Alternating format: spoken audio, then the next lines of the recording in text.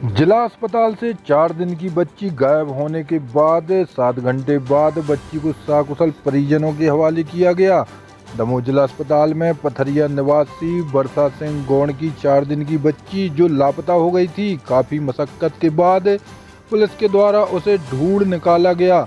आनंद फानन में Damoh collector, SP, additional SP, CSP city कोतवाली, टीआई आनंद से और पुलिस बल द्वारा अस्पताल और शहर की तमाम सीसीटीवी फुटेज खंगालने के बाद दमोह कलेक्टर और एसपी सुतकीर्ति सोमवंशी के निर्देशन में टीम गठित की गई, जिसके द्वारा बारीकी से छानबीन करने के बाद बच्ची को सकुशल परिजनों के हवाले किया गया।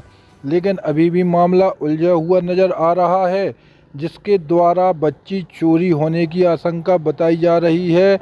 उसका कहना है कि बच्ची मेरी है और अभी फ़िलहाल बच्ची को उसके मां के हवाले कर दिया गया है। दमोह कलेक्टर और एसपी सुतकीर्ति सोमवंशी का कहना है कि अगर ज़रूरत पड़ी तो डीएनए टेस्ट के द्वारा पूर्ण रूप से जांच कर जो भी शंकाएं दूर की जाएंगी।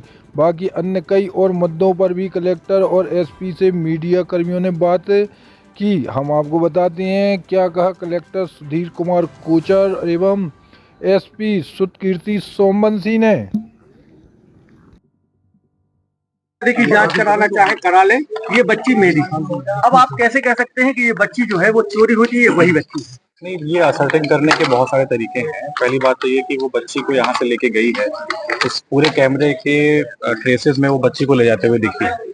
दूसरी बात ये कि जहाँ पर उसको जिस ऑटो वाले ने उतारा, उसने इस बात की तस्दीक की है कि वो बच्ची को यहाँ से लेकर आई है। इसके बावजूद भी बहुत सारे और भी सोर्सेज हैं, डीएनए प्रोफाइलिंग है, फोटोग्राफी है, बच्चे के मार्क्स हैं, आइडेंटिफिकेशन है। इनके बेसिस पे हम ये चेक कर सकते हैं कि बच्ची उसकी नहीं, बच्ची इन्हीं पेरेंट्स की है। और ये चीज अभी माँ बाप ने पहचान के भी तस्दीक कर दी है कि ये बच्ची उन्हीं की है और अभी वो बच्ची अपने माँ बाप के साथ है और सकुशल है। सर, जो पड़ोसी है वो ऑटो में लेके आया था, उसने कहा था ये महिला गर्भवती थी। दोहराव की स्थिति बन रही है, कैसे पुष्टि करेंगे इस बात की? महिला से अभी जो प्राथमिक रूप से बात हुई है उसमें ये पता लगा है कि उसका गर्भ जो था वो अभी डिलीवरी के दौरान जो है वो बच्चे की डेथ हो गई थी। परिवार में उसने ये बताया कि ये बच्ची उसने जन्मी है और ये बच्ची उसी की है। और जो सीसीटीवी फुटेज पे हमें चीजें दिख रही हैं वो इस बात की तस्दीक कर रही हैं कि वो महिला बच्ची को यहाँ से लेके एक दूसरी जगह पर गई है और वहाँ पे अपने परिवार के लोगों से मिली है, फिर वो पूरा परिवार कहीं और गया है। तो ये चीज तो अभी कंफर्म हो गई है कि महिला ये वही है जो बच्ची को लेके यहाँ से भागी है।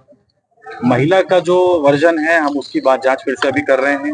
जो पुरुष उसके साथ दिखा है उसको भी हमने थाने पर बुला लिया है, उससे पूछताछ कर रहे हैं। पूरी पुलिस की टीम ने लगभग 4 घंटे में 150 से ज्यादा कैमरे देखे हैं। मैं पूरी टीम की इसमें सराहना करना चाहूंगा कि इतने सेंसिटिव मुद्दे को इतने कम टाइम में इन लोगों ने सुलझाया है। और ये छोटे से बच्चे के गायब होने का दर्द जो माँ बाप झेल रहे थे वो हम सबके दिल में था।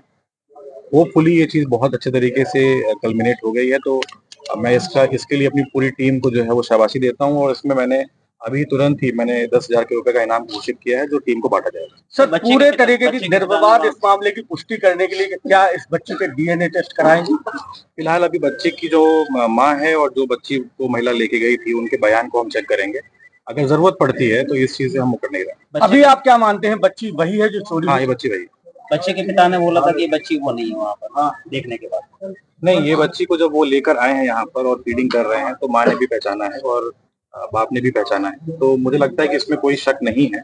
लेकिन अगर ये जैसे ये बात आप लोग बार बार कर रहे हैं कि ऐसी कोई सिचुएशन बनती है तो डीएनए प्रोफाइलिंग करने में हम पीछे नहीं हटेंगे। सर, 3 से 4 घंटे के अंदर पुलिस टीम ने इस बच्ची को सुलझाया कि किस तरीके से रणनीति बनाई थी, एकदम अचानक से जो जिस तरीके से हालात बने?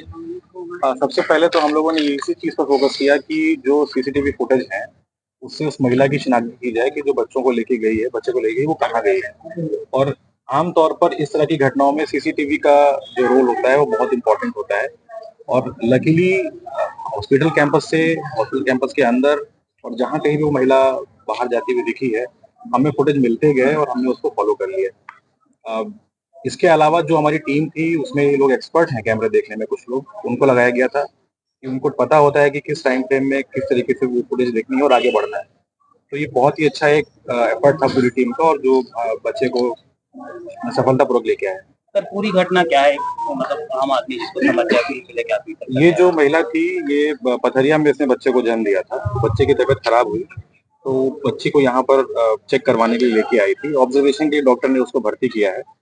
ये जो दूसरी महिला जिसने बच्चे को चोरी किया, ये उसके पास आई, उसने उससे बातचीत की और थोड़ी देर तक उसको ये बातों में उलझाए रखी थी कि वो महिला कुछ देर के लिए यहाँ से चली जाए और बच्चे को अपने साथ ले जाए। पर वो महिला वहाँ से नहीं गई। थोड़ी देर बाद वो महिला वहाँ सो गई। जब महिला सो के उठी तो बच्ची और वो महिला दोनों गायब थे।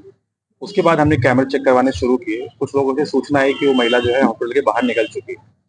कैमरे चेक करवाए, हमने बैक ट्रैक किया। वो महिला एक दूसरी नर्सिंग होम के पास मिली जहाँ उसको एक फैमिली मिली। वो फैमिली के साथ वो बच्चे को लेके तीसरी जगह गई। वहाँ पर जब पहुंचे तो वो ऑटो वाला जो उनको लेके गया था उसने लोकेशन क्लियर की और वो महिला और वो बच्ची उस घर में मिल गई। तो मुझे लगता है कि एक अच्छा एफर्ट था और एक बहुत अच्छी एक ये कोऑर्डिनेटेड एफर्ट की ये कल्मिनेशन थी कि हमने बच्ची को माँ से मिलवा दिया है। माँ बाप अभी संतुष्ट हैं। हमारा ये मानना है कि माँ बाप अगर संतुष्ट हैं और वो मान रहे हैं कि बच्ची उनकी है, ये उन्हीं की पैदाइश है, तो फिर उसमें कोई शक की बात नहीं है। अब इसमें सवाल उठता है कि जो महिला इस बात को कह रही है कि ये बच्ची उसकी है, ये उसको प्रूव करना है कि उसकी वो प्रेग्नेंट थी कि नहीं थी और बच्ची उसकी है तो फिर कैसे। किन कारणों से बच्चों को चोरी किया था? अब उसने ये बताया कि वो बच्ची वो प्रेग्नेंट थी महिला और वो उसकी बच्ची की डेथ हो गई थी और उसने परिवार में लोगों को बता रखा था कि उसकी बच्ची हुई है, तो वो इस बात को छुपाना चाह रही थी। एक तरीके से एक फेक डिलीवरी का केस है। अब इसमें हम आगे और जांच कर रहे हैं और हम इसकी लीगैलिटीज भी देख रहे हैं कि इसमें हम क्या लीगल एंगल के अंदर केस दर्ज कर सकते हैं, क्योंकि वो महिला भी किसी तरीके से एक मानसिक रूप से प्रताड़ित लग रही है। वो दुख में है, दर्द में है अपने बच्चे के मरने के बाद। तो इन दोनों चीजों को हम मद्देनजर रखेंगे और फिर केस आगे दर्ज करेंगे। भविष्य में इस तरह की घटनाएं ना हो के लिए क्या? ये एक बहुत ही विचारणीय प्रश्न है। मैं और कलेक्टर साहब आज इसी चीज के लिए यहाँ पर आए थे कि हम अस्पताल में सबसे पहली चीज जो है मरीजों की सुरक्षा के लिए, दूसरा यहाँ के स्टाफ की सुरक्षा के लिए क्या कर सकते हैं। इस पे हम लोगों ने 3-4 लेवल की सिक्योरिटी प्रोवाइड करने की बात की है। जो यहाँ की सिक्योरिटी एजेंसी है उसके लिए भी कुछ निर्देश दिए गए हैं।